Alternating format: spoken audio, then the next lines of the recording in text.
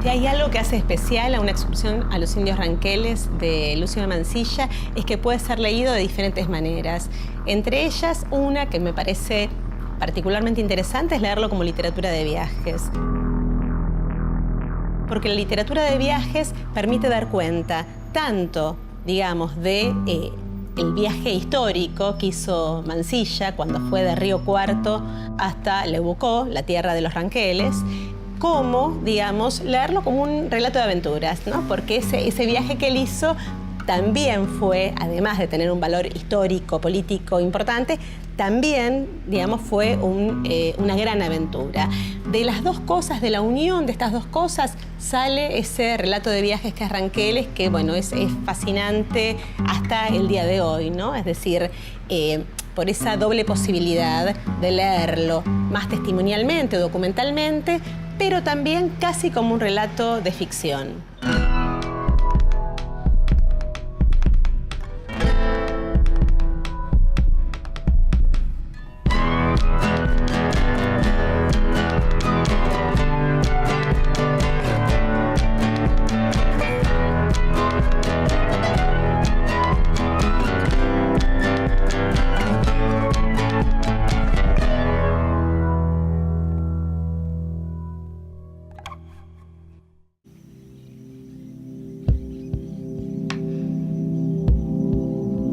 El sacerdote es para los indios alguien a quien venerar.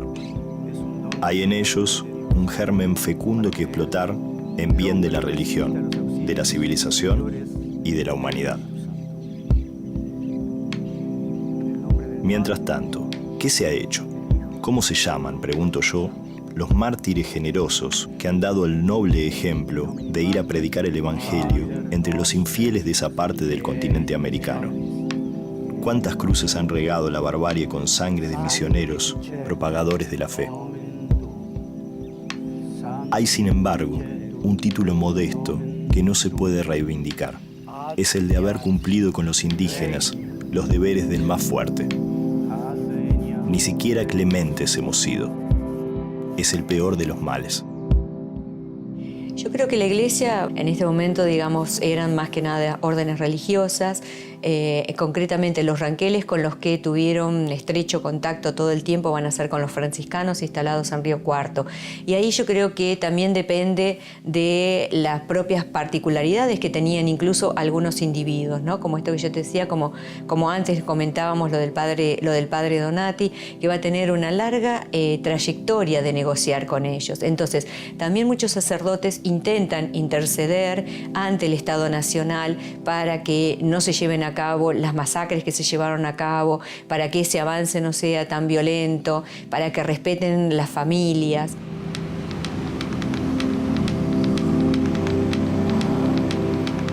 La garantía eran los franciscanos, a quienes ya los ranqueles habían venido observando. Los franciscanos en este lugar estaban desde mucho antes, desde 1856, que fue el tiempo del establecimiento definitivo de los franciscanos italianos, los de la propaganda de la buena fe en estos territorios, traídos muy a propósito, no solo por el hecho religioso, católico que conllevaba, sino también para la formación, para la enseñanza. Esto estaba tan desprotegido, tan olvidado del Dios que ellos traían, que acá el analfabetismo era la dominante, era muy poca la gente que al menos escribía o podía leer. De modo entonces que pudieron acompañar, en este caso, al gobierno, ¿no? Más allá de que lo encarnara un militar, pero en definitiva era el gobierno de una incipiente nación o república, ¿no? Que todavía, si se quiere, estaba buscando encontrar su camino. Tenía una constitución, pero todavía había que unir pedazos de país desparramados, ¿no? De modo que los franciscanos no en vano hoy tienen ese patrimonio cultural y documental histórico en su poder, no porque se lo quedaron, sino porque fueron protagonistas.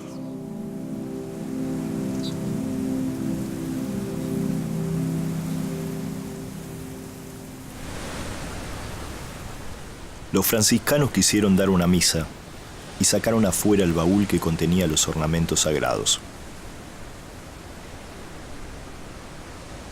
Yo, después de bañarme en el Jawel y de un ligero desayuno de mate con yerba y café, fui a examinar un sitio donde debía hacerse el altar si el viento calmaba. Reconocíamos que a la inmensa majestad de Dios le cuadraba adorarla bajo las vastas cúpulas azuladas del firmamento.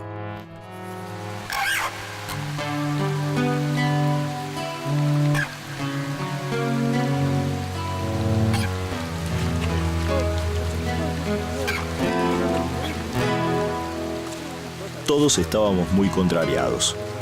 El mismo sentimiento nos dominaba. Y viendo que no era posible celebrar los oficios divinos en campo raso, se buscó un rancho.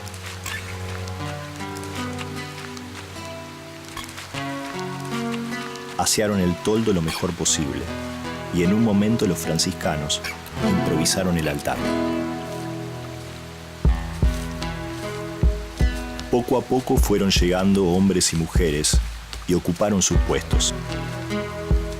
Los pobres se habían vestido con la mejor ropita que tenían. Como verdaderos creyentes, esperaban con respetuoso silencio el comienzo de la misa.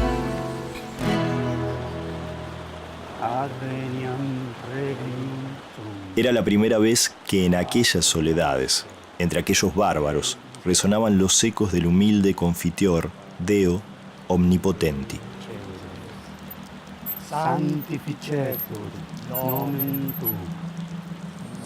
Los presentes oraban con intensa devoción. Yo los miraba cada vez que la ceremonia me permitía darle el flanco al altar. En algunas mujeres sorprendí lágrimas de arrepentimiento o de dolor. En otras vagaba por su fisonomía algo parecido a un destello de esperanza. Yo creo que Mansilla se hace acompañar por estos frailes porque él quiere que en la trayectoria, en el camino ese, también haya misa. El padre Donati, por ejemplo, relata en su crónica que lo sorprende la lluvia, que se le cae el altarcito de campaña que tenía, bueno, una serie de cosas porque partieron ya con esa idea de celebrar misa a pedido de Mansilla en este itinerario. En muchos episodios los sacerdotes siempre aparecen como las personas más comprensivas, los que, bueno, La mirada católica es esa cuestión moralizante y siempre pasiva, plausible, de que están siempre predispuestos a todo, aguantan todos los sufrimientos, porque bueno, el viaje resulta decir, él se encarga también de mostrar que el viaje es bastante difícil de afrontar. Es como que bueno, él decidió tomar una empresa que es bastante complicada y en muchos momentos repara en estos dos pobres hombres que son mucho más grandes, que sufren las inclemencias del tiempo, pero que siempre están predispuestos, que siempre están muy solidarios, que son muy amables con todos. Y bueno, y también la recepción de parte de los aborígenes hacia ellos, cómo los ven como personas mucho más amables, cómo en cierto modo se sienten seducidos también por la iglesia y por la religión, por el catolicismo, que nunca puede abandonarse eso tampoco. La iglesia como institución está claro que sabían dónde estaban posicionados, ¿no? Tampoco hicieron nada por, digamos, detener el desmembramiento de muchas familias que son capturadas, entregadas a la sociedad de beneficencias y que van a ser entregadas en las casas de familia, con distintos, las mujeres, los niños, los hombres para el ejército, bueno, todas las políticas que llevaron a cabo cuando fueron trasladados a la isla Martín García también. Suele decirse que se les impuso a los indios los ranqueles la religión. No es el caso de los ranqueles de La Pampa. Había sumamente respeto y están las cartas muy fuertes donde se ve el sufrimiento del padre Moisés Álvarez, porque sí, el gobierno pretendía que se bautizara masivamente a todos, porque de esa manera se podía decir: en La Pampa ya no hay indios, son todos cristianos. Todos parecían estar íntimamente satisfechos de haberse reconciliado con Dios, elevando su espíritu a Él en presencia de la cruz y del altar.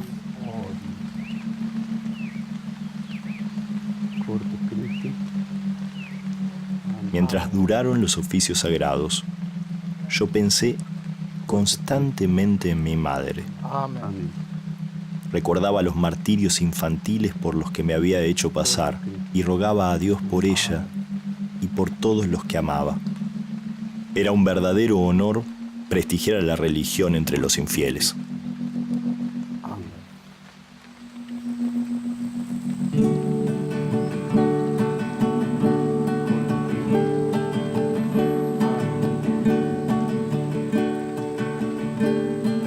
Suenan campanas y hacen que se abran los ojos y vea al día despertar conmigo de nuevo.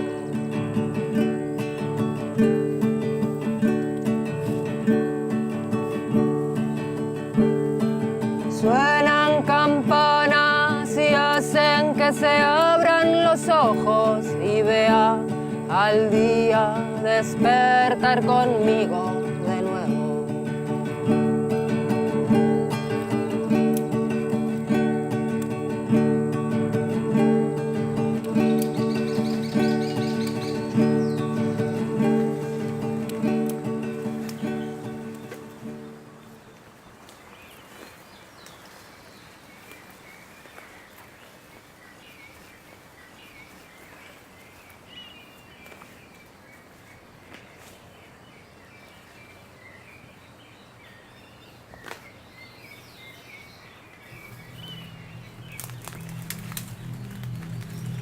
Los indios no se juntan para adorar a Dios.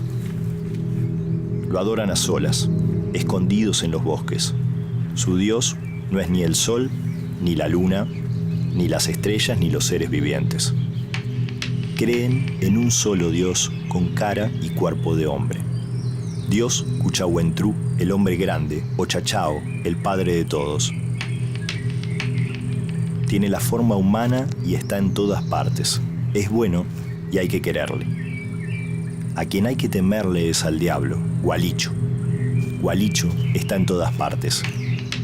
Ocasiona los malones desgraciados, las invasiones de cristianos, las enfermedades y la muerte, todas las pestes y calamidades que afligen a la humanidad.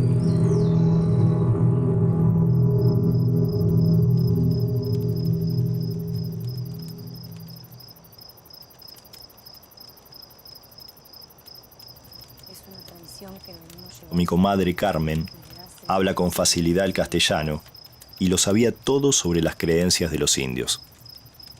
Desenterrar un cadáver es muy malo. El alma abandona la carne después de la muerte y va a darle vida a otros cuerpos. Una sepultura es lo más sagrado. Los ranqueles entierran a su familia con el mejor caballo y las prendas de plata más valiosas que tienen. Alrededor de la sepultura le sacrifican caballos, vacas, yeguas, cabras y ovejas, según la riqueza.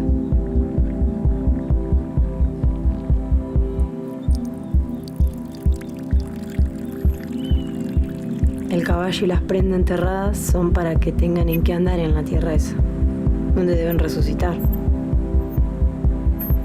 Los demás animales son para que tengan que comer durante el viaje de ida y vuelta. Desde que llegaron los cristianos... Carmen contó que desde que llegaron los cristianos, las tumbas empezaron a profanarse, ya que los hombres buscaban la plata que los indios entierran. Me avergonzaba. Supe de cristiano refugiado, un cordobés de apellido Bustos, condenado por no sé qué crimen y escondido tierra adentro. Murió su hijo, y fingiendo adoptar la creencia que hace enterrar al muerto con su caballo favorito, le inmoló un cautivo de 8 años, enterrándolo vivo con él para que tuviera quien le sirviera de peón. La civilización no tiene Dios. Reunidos en el fogón, ¿bien? Sentados todos en un mismo lugar, a un mismo nivel, cada uno va contando su historia de vida y él rescata esa historia de vida de la propia voz. Él copia el discurso, cita directamente el discurso del otro, la voz del otro, contando su historia de vida. Y en ese sentido es como que se transforma más real. No es el Martín Fierro contado en verso a través de un personaje al cual se imita una voz, sino que acá es el personaje real, ficcionalizado, que en esa ronda, en esa rueda de todas las noches, compartiendo con él también, ¿sí? En ese sentido, él se ubica al mismo nivel del otro personaje, compartiendo el fogón, tomando un mate y comiendo junto con ellos.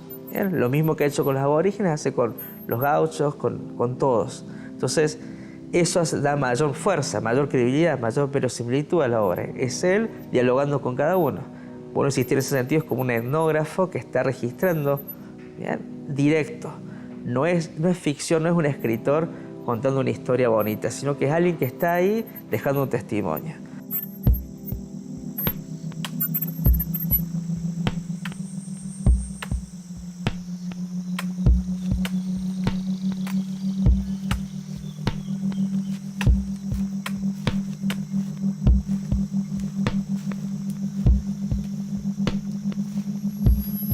A los pocos días procedimos a bautizar a los infieles. Era preciso aprovechar el día. Teníamos que bautizar una porción de criaturas, hijas de cristianos refugiados y de indios.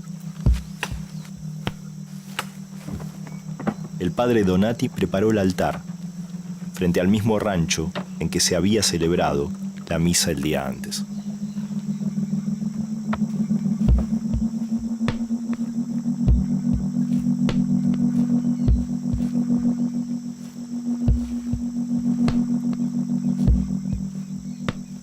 Poco a poco fueron llegando hombres y mujeres cristianos con sus hijos e indios e indias con los suyos. Reinaba verdadera animación. Todo el mundo se había vestido de gala. Con cada criatura venían los padres, sus parientes, sus amigos, los padrinos y madrinas. Yo estaba encantado viendo a aquellos infelices honrar instintivamente a Dios. Por la gracia de Dios misericordioso, te bautizo, in nomine Pater, Filii, et Spiritus Santo. Amén. Cualquiera que hubiese llegado a aquellas comarcas ese día, sin estar en antecedentes, se habría creído transportado a una tribu indígena convertida al cristianismo.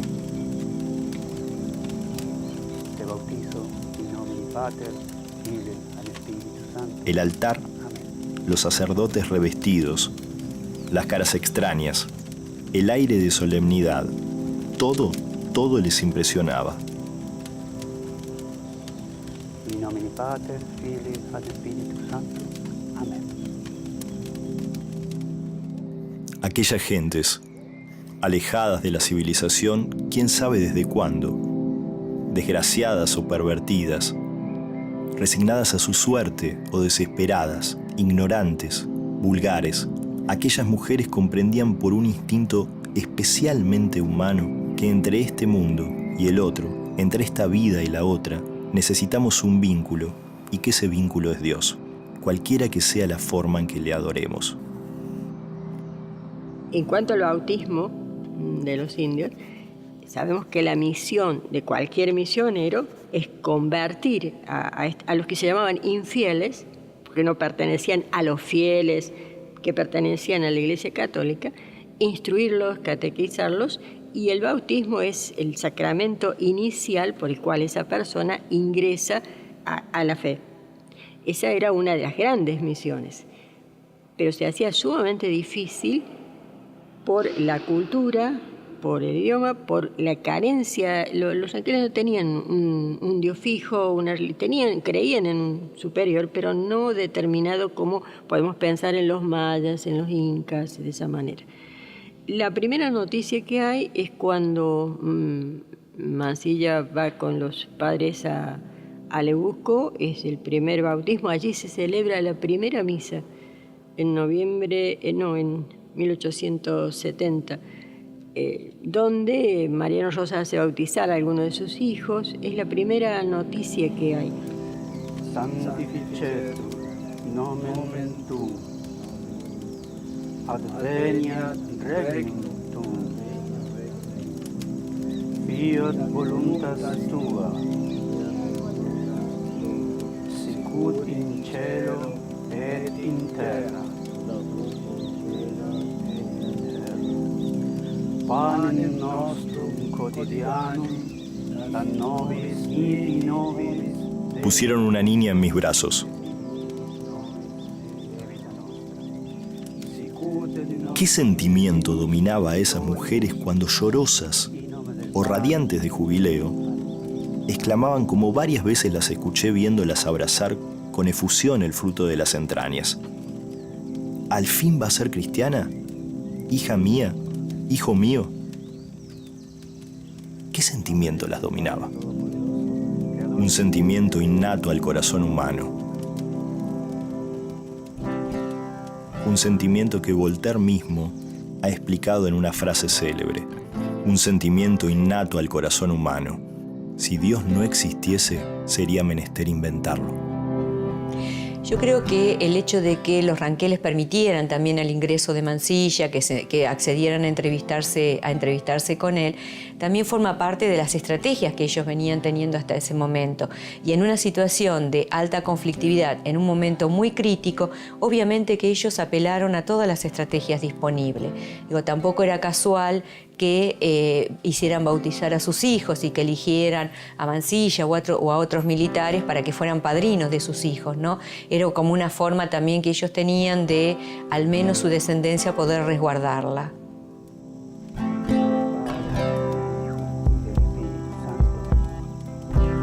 Lo sagrado y lo profano se mezclaba y se confundía en mis manos.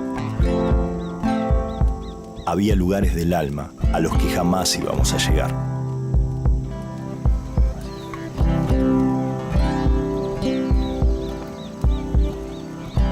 El mal de este mundo no consiste en profesar una mala religión, sino en no poder profesar ninguna.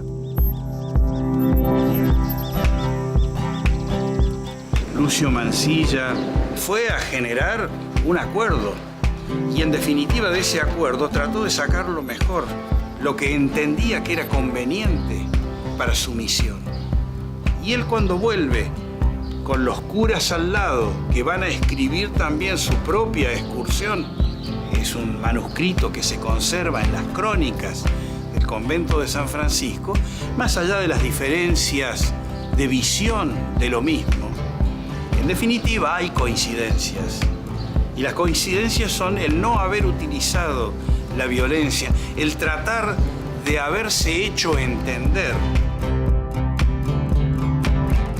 Él había hecho, en definitiva, lo que otros no, que era ir a la escena de los hechos, haber convivido con ellos y por sobre todas las cosas, haber dejado vida y haber traído la suya.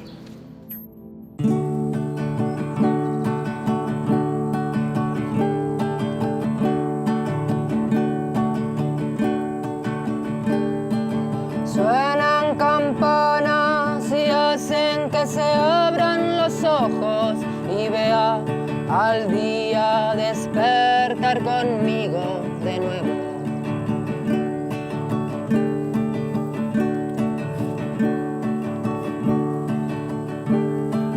Suenan campanas y hacen que se abran los ojos y vea al día despertar conmigo de nuevo.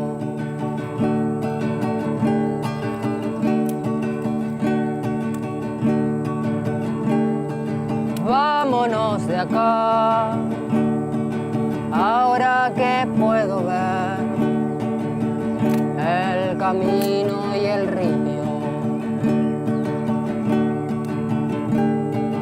Vámonos de acá, ahora que sé cómo es el camino y el río. Suenan campanas y hacen que se abran los ojos y vea al día despertar conmigo de nuevo.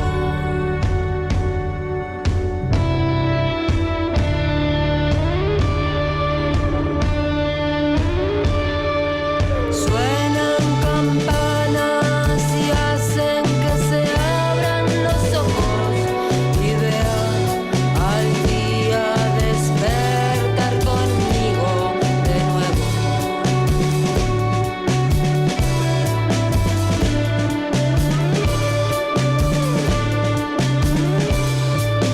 Vámonos de acá, ahora que puedo ver el camino y el río.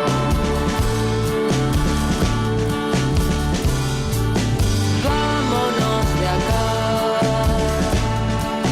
ahora que sé cómo es el camino y el río.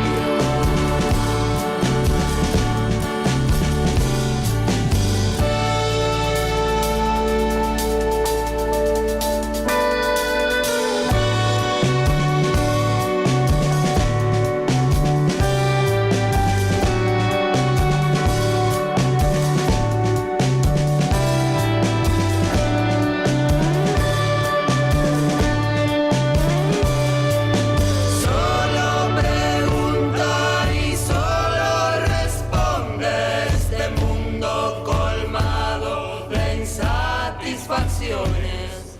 Me tiro a la orilla a bailar mis pasiones, a llorar a